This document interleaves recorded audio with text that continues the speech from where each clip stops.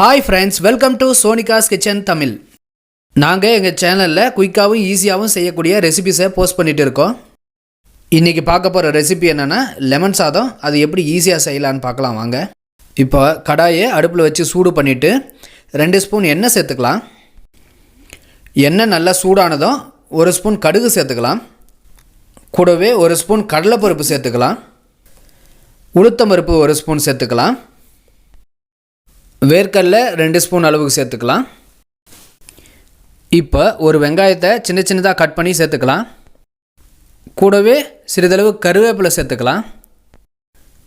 தேவையான அளவு உப்பு சேர்த்து நல்லா கிளறி விட்டுக்கலாம். இப்போது துருவி வச்ச இஞ்சியை 1 ஸ்பூன் சேர்த்துக்கலாம். கூடவே 1 ஸ்பூன் பூண்டை இடித்து சேர்த்துக்கலாம். மஞ்சள் தூள் சிறிதளவு சேர்த்துக்கலாம். 3 பச்சை மிளகாயை நீல வாக்கில் நறுக்கி சேர்த்துக்கலாம். 2 வரமிளகாயை சின்ன சின்னதாக கட் பண்ணி சேர்த்துக்கலாம்.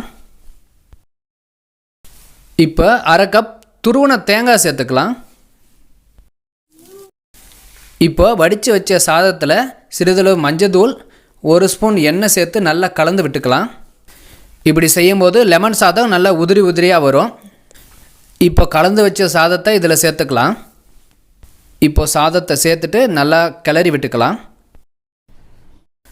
சிறிதளவு கொத்தமல்லி இலைகளை சேர்த்துக்கலாம். இப்போ ஒரு லெமனை நல்லா பிழிஞ்சு சாறு எடுத்து சேர்த்துக்கலாம். அடுப்பை ஆஃப் பண்ணிவிட்டு எல்லாத்தையும் நல்லா கிளறி விட்டுக்கலாம். இப்போ சுவையான லெமன் சாதம் ரெடி ஆயிடுச்சு. நீங்களும் இது போல் உங்கள் வீட்டில் ட்ரை பண்ணி பாருங்கள். இந்த வீடியோ உங்களுக்கு பிடிச்சிருந்தால் மறக்காமல் லைக் பண்ணிக்கோங்க. எங்கள் சேனலை சப்ஸ்கிரைப் பண்ணிக்கோங்க. கூடவே பெல் பட்டனை ப்ரெஸ் பண்ணிக்கோங்க. மீண்டும் அடுத்த வீடியோவில் சந்திக்கலாம். நன்றி, வணக்கம்.